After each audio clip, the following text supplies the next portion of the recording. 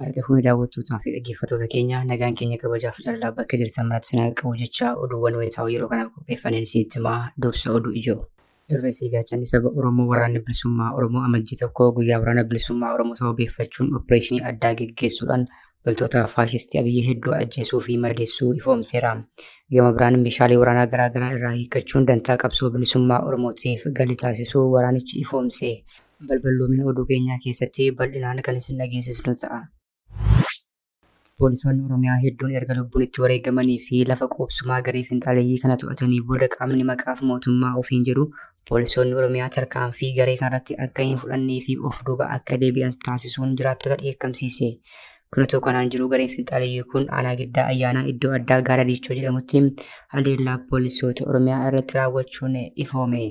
Caasaan finxaaleeyyii faannoo kun waajjiraalee bilxiginnaa gandaa hanga godinaa keessa akka jiran jiraattonni ni himu. Bal'ina oduu keenyaa keessatti haalaan kan balballoomsinu ta'a. Loltoonni faashistii Abiyyii bakka bobbaafaman maratti ajjeechaa gudeeddii fi saamicha dabalatee yakkoota mirga namummaa hedduu raawwachaa turuu gabaasni agarsiisu paarlaamaa impaayiratiif dhiyaate. Dhiibbaa siyaasaa irraa walaba taatanii murtee qabeessa kan laattan yoomii gaaffiin jedhus dhiyaateera. Ministeerri haqaa sirnichaa ammoo qaamni eenyummaa isaa fi ilaalcha siyaasaa isaa qofaaf to'annaa seeraa jala oolee hin jiru. Lammiileen sababa eenyummaa fi ilaalcha siyaasaatiin akkasumas qaamota hidhatanii yakka irratti raawwatamaa jirullee hin jiru jedhan. Kanas bal'inaan qopheeffanneerra isin biraan keenya. Kabajamoo muummicha ministeeraa dubbii isin jettan amanee isin duukaa bu'ee boodarra garuu haan hubadhe isin nama waan dubbatee hin jiraanne haramanii dhiiga namaan taphatudha jedhanii kan turan obbo Taayyee Danda'a hidhaa dabalatee dararaa garaa garaatiif saaxilamuu itti dhufan. Ingilizii akka lakkoofsa impaayiratiitti muddee 22 bara 2018 cancalaan hidhamee mana murtiitti hin dhiyaadhu akka jedhan kan himame dhiyeetaan ministeera nagaa duraanii obbo Taayyee Danda'a kaleessa mana murtii olaanaa federaalaa Ramadillataatti cancalaan hidhamanii dhiyaataniiru. Kanas bal'inaan isin dhageessisna. Gareen TPLF gamtaan Afrikaa fi michoonni addunyaa dhimma Tigraay callisanii ilaaluu akka hin qabne xalayaa koomishinii gamtaa Afrikaatti barreesseen gaafate. Garichi rakkoon gargaarsa namoomaa Tigraay keessaa akka malee hammaachaa dhufeera jechuun ibse. Bal'inaan qopheeffanneerra isin biraan geenya. Toora YouTube chaanaalii kana subscribe, like, share taasisaa jechaan gara oduu bal'inaan qopheeffanneetti isin dabarsa. Irree fi gaachanni saba Oromoo waraanni bilisummaa Oromoo amajjii tokko guyyaa waraana bilisummaa Oromoo sababeeffachuun opereeshinii addaa geggeessuudhaan loltoota faashistii Abiyyii hedduu ajjeesuu fi madeessuu ifoomseera. Gama biraan meeshaalee waraanaa garaagaraa irraa hiikkachuun dantaa qabsoo bilisummaa Oromootiif galii taasisuu waraanichi ifoomseera. Irree fi gaachanni saba Oromoo waraanni bilisummaa Oromoo amajjii tokko guyyaa waraana bilisummaa Oromoo haalota garaagaraan dirree irratti yaadatee ooleera. Woboon yeroo guyyaa kana kabajutti opereeshinii addaa godina Wallagga Bahaa fi Buunoo Beddelleetti taasisuutu ifoome. Irree fi gaachanni saba Oromoo waraanni bilisummaa Oromoo lola jabaa guyyaa kaleessaa gaafa amajjii tokko bara 2025 godina Wallagga Bahaa aanaa Gudayyaa Bilaatti loltoota faashistii Abiyyii kan barcuma aangoo nama dhuunfaa tiksuuf bobbaatee hawaasa nagaa irraa turte wajjin taasiseen injifannoo culuqaa galmeessuu ifoomseera. Waraanni bilisummaa Oromoo lola kanarratti loltoota faashistii Abiyyii irraa 2 ajjeesuun qawwee AKM fi rasaasota hedduu irraa guurrateera. Bifuma wal fakkaatuun godina Buunoo Beddellee aanaa Daaboo Haannaa bulchiinsa magaalaa Tuulamaa keessatti sirree fi gaachanni saba Oromoo waraanni bilisummaa Oromoo zoonii lixaa loltoota faashistii Abiyyii kan barcuma aangoo nama dhuunfaa tiksuuf bobbaate waliin lola jabaa taasisuun loltoota diinaa du'aa fi madoon adabuun injifannoo culuqaa galmeessuu ifoomseera. Irree fi gaachanni saba Oromoo woboon kanatti meeshaalee waraanaa gurguddaa loltoota faashistii Abiyyii irraa hiikkachuu dabaluun ibseera.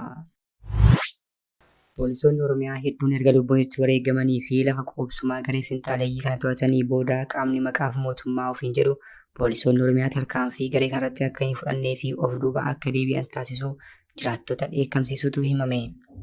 Kunutuu kanaan jiru garee finxaaleeyyii kun aanaa giddaa ayyaanaa iddoo addaa gaara diichoo jedhamutti haleellaa poolisoota Oromiyaa irratti raawwateera. Caasaan finxaaleeyyii faannoo kun waajjira bilxiginnaa gandaa hanga godinaa keessa akka jirantu himama.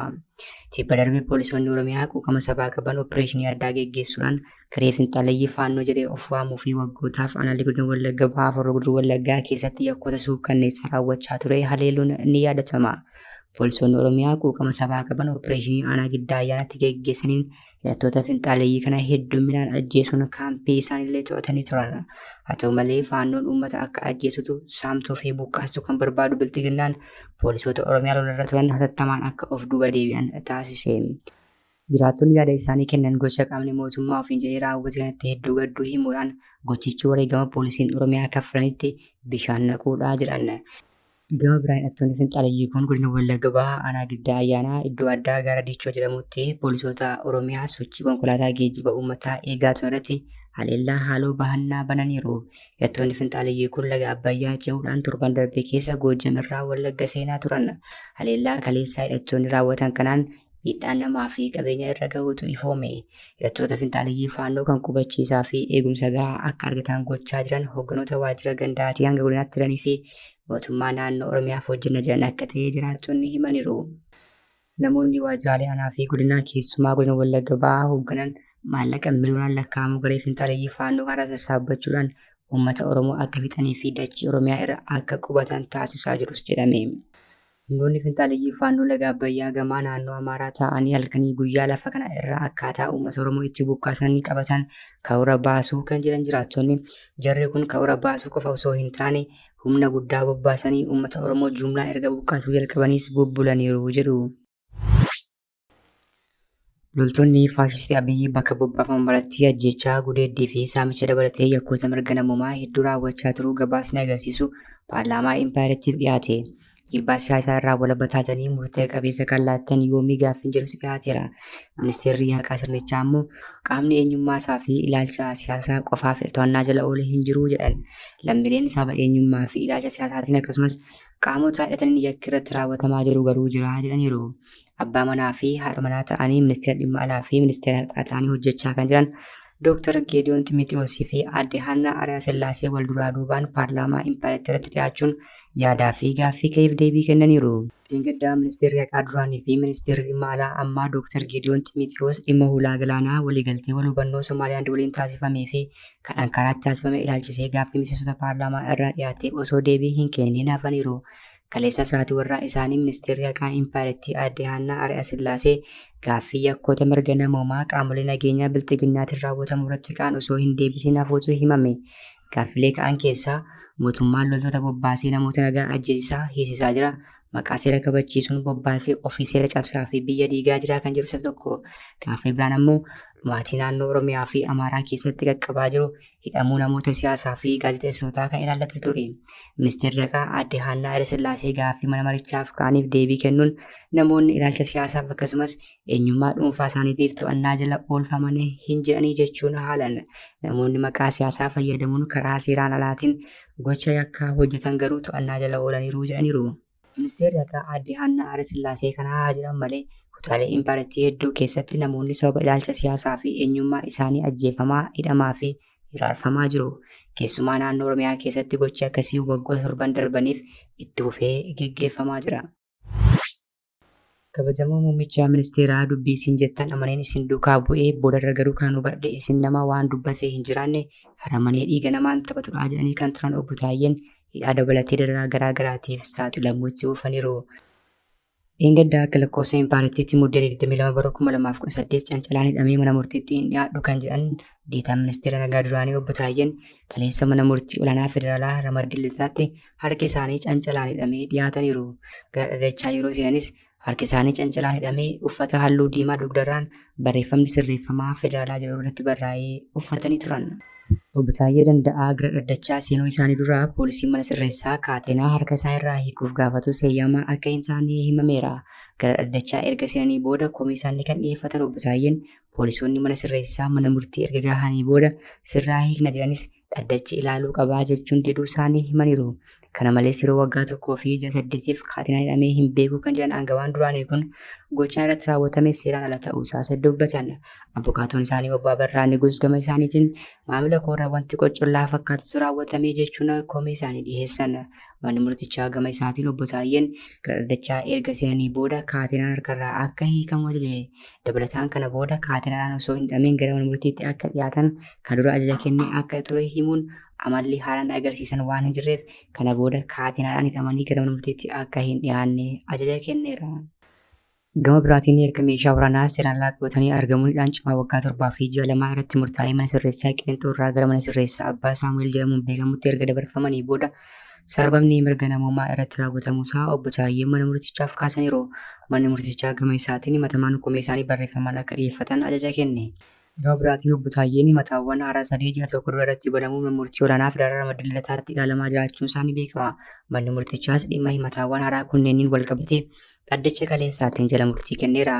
Gaaffii mirga wabii kufaa ta'ee manni murtii himataawwan haaraa 3 abbaa alangaa ji'a tokko dura obbo Taayyee irratti baneef mormii himataa dhiyaate qoratee jala murtii laachuuf ture kaleessatti kan beellame.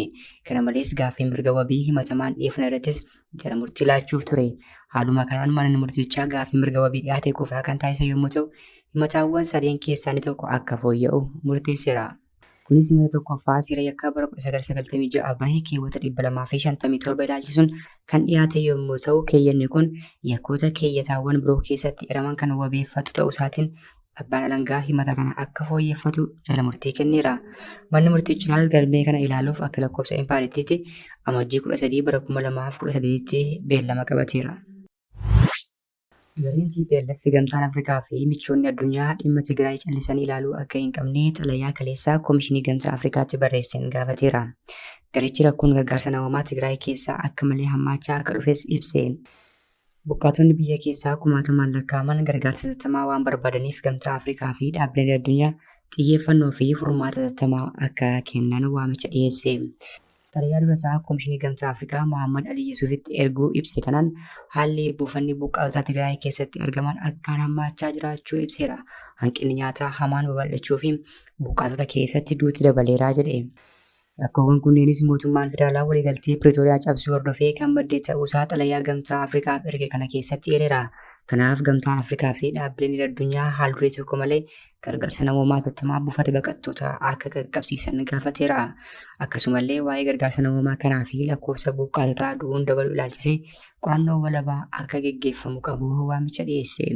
Dabalataanis waliigalteen Piriitooriyaa guutummaatti hojiirra akka ooluuf dhiibbaa idil-addunyaa akka taasifamu qabu xalayaa kanaan gaafateera. Akka ibsaa TPLF kanatti rakkoon gargaarsa namoomaa muddee bara 2025 keessa caalaatti hammaate. Keessumaa buufata buqqaatotaa Hisaas, Shiree, Adwaa, Abii Addii, Addagiraatii fi Maqalee keessatti argaman hanqina gargaarsa hamaa fi buqqaatota 100,000 lakkaa'aman miidhuun ibsameera. Gareen TPLF mootummaan federaalaa gargaarsa namoomaa gufachiiseera jechuunis himachaa tureera. Ibsa Koomishiniin bulchiinsa sodaa balaa federaalaa gargaarsi gara buufata buqqaatotaa geejjibsiisuu osoo addaan hin citiin adeemsifamaa ture jedhus ni haala. Kun ibsa ololaati gargaarsi qabu buufata baqattootaa bira hin geenye jechuunis mormeera. Itti dabaluunis maallaqni tola ooltota miidiyaa hawaasaa fi diyaasporaa walitti qabamee dabalatee hojiiwwan gargaarsa hawaasaaf walitti qabaman ugguramuu fi maallaqichi gara herrega mootummaatti naanna'uun galii TPLF mufachiiseera. Kabajamtoota hordoftoota keenya oduu sa'aatii kanaaf qabanii dhiyaanne kana gaammaatti hordoftan ture. Oduu biraan hanga walitti deebinutti nagaatti.